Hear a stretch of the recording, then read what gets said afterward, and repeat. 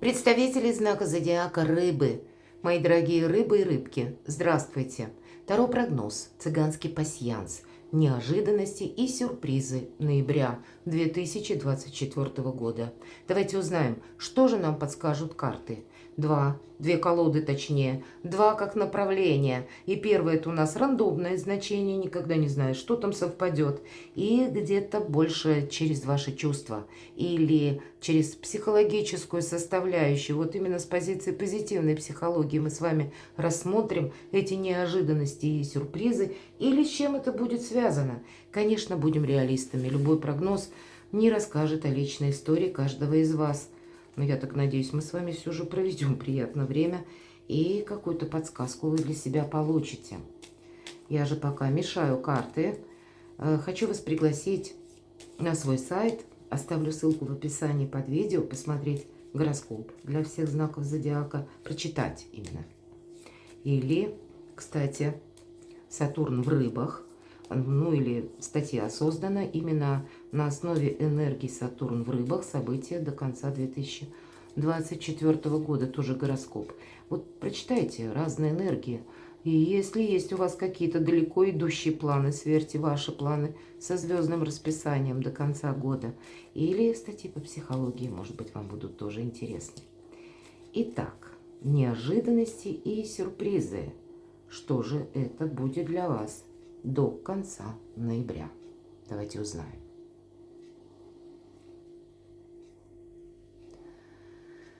Ну, вообще, я так вижу семейное счастье и вопросы вашего места, может быть, пребывания, вашего дома, улучшение, может быть, что-то дома было более комфортным, более приятным жильем делаете, как в преддверии Нового года, потому что еще очаг выпадает, это взаимопонимание с близкими.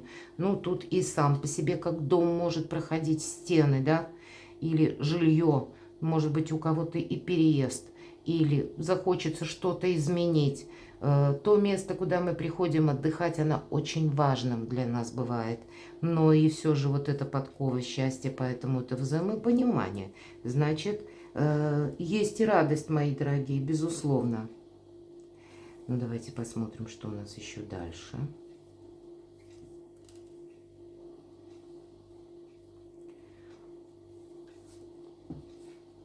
Выпадает змея, увы.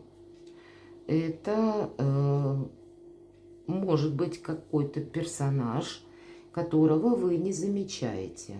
Или вы о ком-то думаете очень хорошо, а тем не менее очень хорошо. То есть как-то быть внимательному к окружению вашему нужно, потому что змея это то, что скрыто все же. Мы часто, почему я сказала, не замечаем? Потому что люди нам могут говорить одно, а думать там про себя что-то совершенно противоположное. Поэтому чем меньше мы расскажем людям, чем меньше, в принципе, люди о вас знают, тем сильнее ваши позиции. Ну, у кого-то это может быть и радость, смотрите. Ну, значит, у вас радость, а кому-то не очень радостно. Вы можете даже, знаете, с восторгом рассказывать о своей какой-то новой возможности или, мои дорогие рыбы-рыбки, бойтесь где-то проболтаться о своих идеях. Идея тоже очень дорого стоит на самом деле. Или, я бы сказала, есть такой момент, когда мы можем еще, знаете, как обдумывать вслух какую-то свою тему интересующую или с кем-то делиться. А ты знаешь, вот, к примеру, да, что у меня сейчас как-то там очень все хорошо складывается там. Или, допустим, я хочу осуществить какой-то свой проект. Или у меня сейчас открылась какая-то возможность. И вроде бы человек вам сидит, кивает или выражает с вами согласие. Но вот как раз для вас радость, а для кого-то оскомина. Примите это во внимание. И может быть какое-то ваше внутреннее чувство. Вот выпадает череп, это переживание.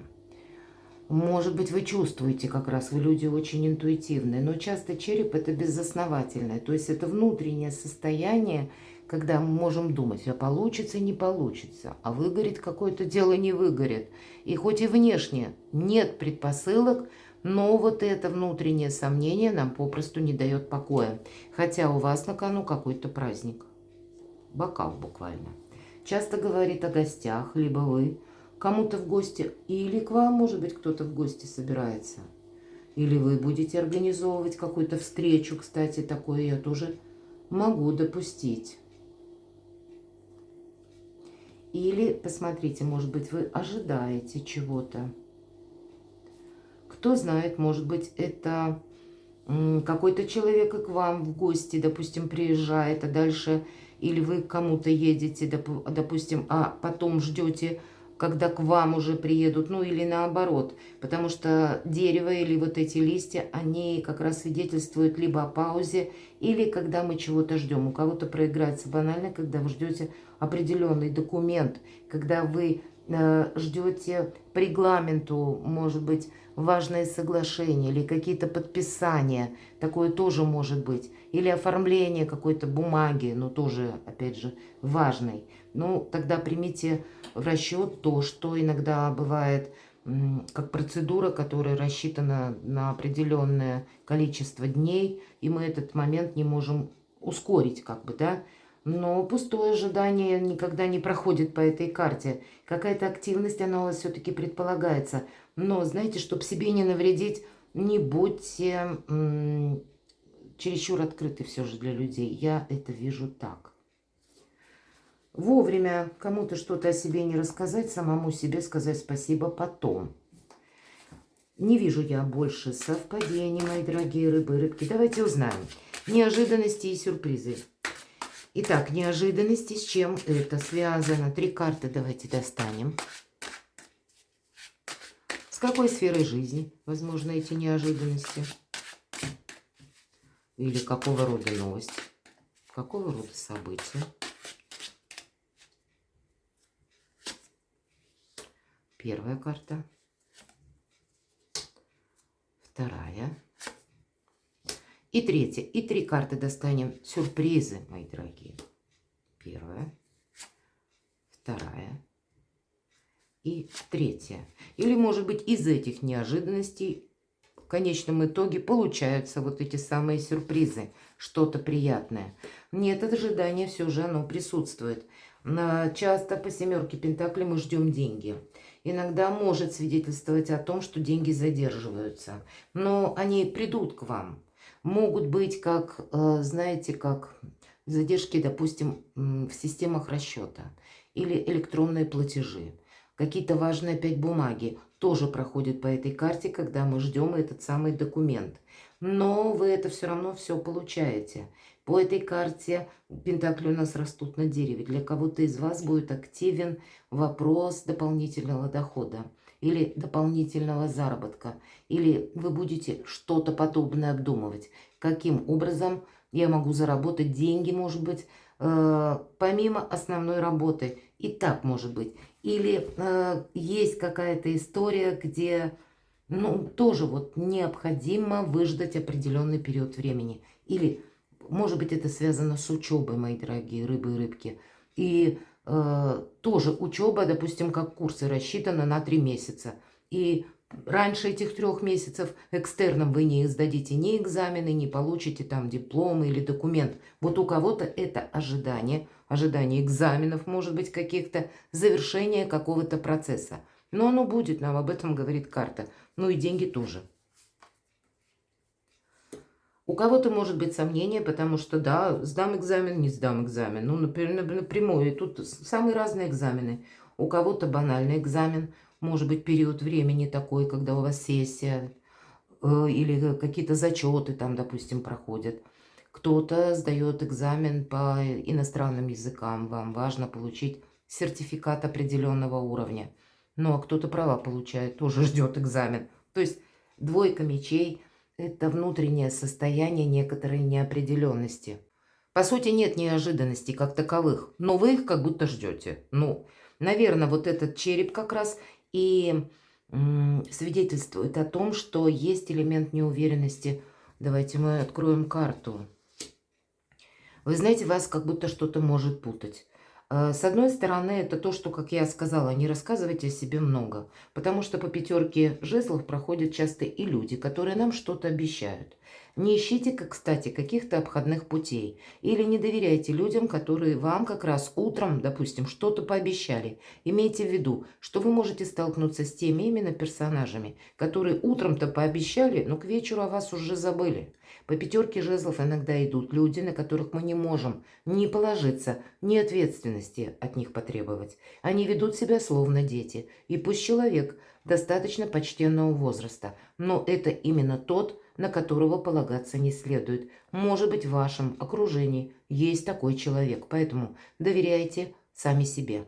Просчитывайте какую-то свою траекторию будущих дел или совершаемых в настоящем времени, и именно из расчета на самого себя. Но и в себе не сомневайтесь. Тут самое главное в себе-то как раз не сомневаться. Меньше о себе рассказывать, то это да. Потому что вас могут путать ложной информацией. Пятерку жезлов я часто называю карта информационного хаоса. Потому что постоянно какая-то искаженная информация может приходить. Или словно фейк, мои дорогие. Или вам заведомо могут какую-то предоставлять ложную информацию.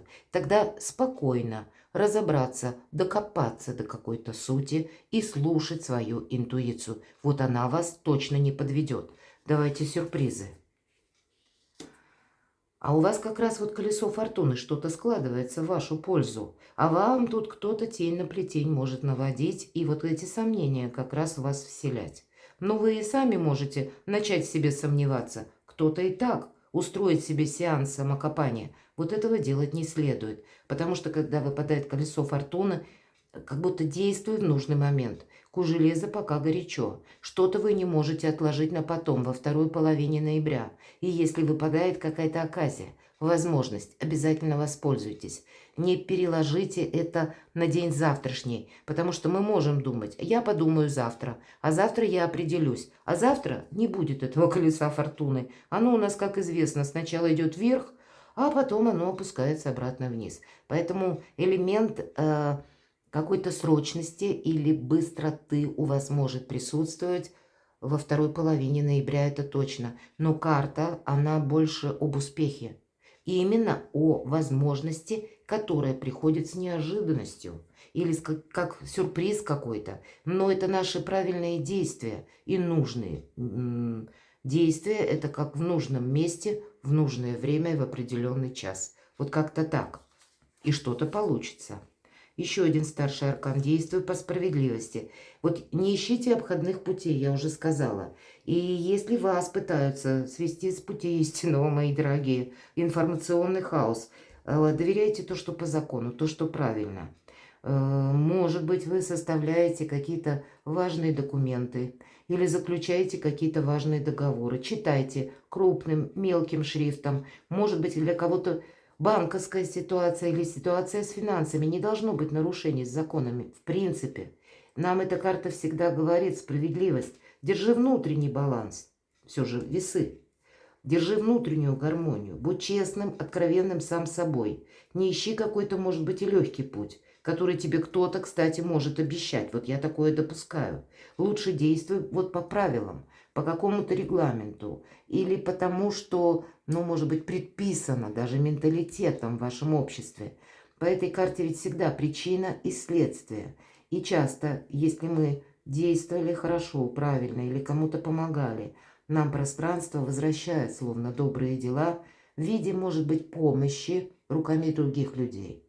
Но если мы где-то сами накосячили, то может всплыть какой-то вопрос, и нам придется его решать тоже. Поэтому вот будьте к этому готовы, будьте внимательны. Что же как сюрприз? Ну вот она восьмерка мечей, вот опять же этот самый череп и выпадает. Но это нет того, что мы можем себе надумать. Эта карта, как я говорю, глубокая философия на мелком месте. И первое, что нам говорит наперво, открой глаза. Нам всегда по восьмерке мечей изображены персонажи, у которых либо завязаны глаза, либо сами по себе закрывают они их. И открыть глаза, чтобы увидеть другую совершенно реальность. И двойка мечей, обратите внимание, опять же, Нужно именно увидеть, что есть в данный период времени в обстоятельствах, в окружающей вас обстановке, и как-то, может быть, сверить те возможности, которые у вас есть, и те желания или намерения или цели, которые вы сами перед собой ставите. Я бы сказала, не бежать впереди паровоза и доверять самому себе дважды. Ну и поступать по закону. Давайте мы как итог подведем. Узнаем, что же дальше. Или к чему все идет. Конечно, по колесу фортуны у каждого может получиться по-разному. А рядом карта справедливости. Но помните, что вот это самокопание, оно точно не помогает. Помогает только реальность. Итак, к чему же все идет?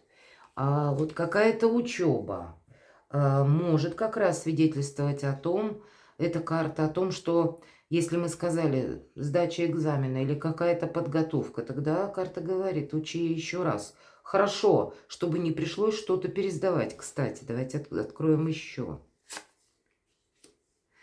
Вы будьте готовы, может быть, к тому, что люди будут разные в этот период времени. По рыцарю мечей и проходит бунтарь без причины. У кого-то просто настроение отвратительное. И человек портит это настроение вам. И для вас может быть вот эта неуверенность, потому что вы столкнулись, ну, вот с таким сложным человеком. Может быть, у него психологические проблемы. Но он создает такую обстановку вокруг себя, чтобы у всех были психологические проблемы. Не реагируйте остро, будьте на своей волне, мои дорогие рыбы и рыбки. Вы умеете абстрагироваться от тех людей, которые вот такие персонажи. И иногда, кстати, по рыцарю мечей бывают люди пафосные, которые нам что-то обещают. Но, как правило, игра не стоит свеч. Или наоборот, нам рисуют какой-то мрак. Но тогда тоже реальность другая, нужно открыть глаза. Поэтому верьте сами себе. Что же еще? Ну, видимо, вот период сомнений, он должен закончиться, в конце концов. Итог какой-то у вас получится определенно. И эта карта «Страшный суд» — это и есть, по сути дела, финал. Переход между прошлым и будущим. Карта освобождения, от страдания освобождения, от боли, от каких-то разочарований, мои дорогие. Перезагрузка. И совершенно с новым вдохновением во что-то более доброе, светлое, интересное. Правда, перезагрузка. Еще один паш. Это как новые уже какие-то у вас будут начинания. Какой-то итог вы тут подведете.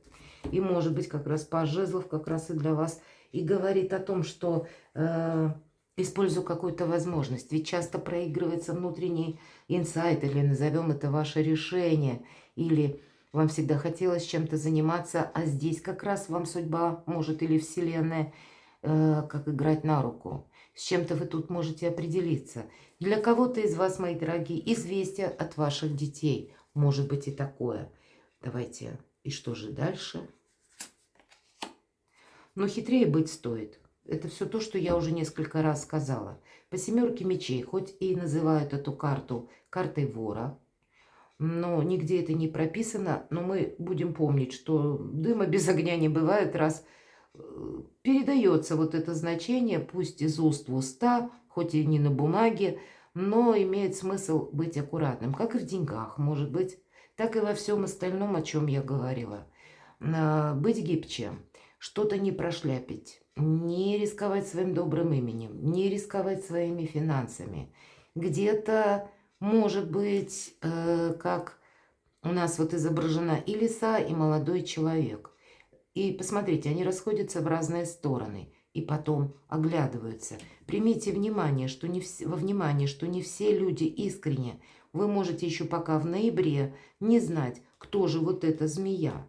Может быть, пройдет какой-то период времени, и дальше вы уже с чем-то определитесь. Либо даже из вашего окружения этот человек как будто исчезнет. Все же у вас аркан «Страшный суд». Но тогда, может, это кто-то пытается вам втереться в доверие, мои дорогие, и разными путями, вот как по рыцарю мечей, либо пафосно вам что-то обещая, либо наоборот рисуя какой-то негатив. Ни то и ни другое не следует продолжать, а какой-то итог подвести и уже с новым вдохновением идти дальше или с новыми какими-то решениями. но при этом и дальше, на дальнейший период. Будьте хитрее, мои дорогие рыбы и рыбки. У нас, кстати, впереди год змеи. А змея – это символ мудрости. 2025 год. И, может быть, мы несколько раз пересмотрим концепцию слов индивидуальность и как, ну, как идеализм какой-то. Быть идеалистом – это очень хорошо, но часто нас жизнь по этому идеализму ударяет, заставляя как раз быть хитрее и где-то, пусть и гибче, но и мудрее. И может быть для вас, чтобы не найти какие-то прежние грабли, но это забегая немного вперед, для вас вот эти энергии будут не просто до конца ноября, а на декабрь и на последующий 2025 год. По сути, энергии осторожности, внимательности, они просто необходимы. Как и, может быть, и в личной жизни, в личной истории, так и в вопросах собственных достижений, новых идей, свежих планов, какой-то договоренности, чтоб никто не позавидовал. Вот я вижу через несколько карт выпавших именно такую концепцию для вас. Перекладывайте на себя, мои дорогие, и будьте счастливы, будьте любимы всегда.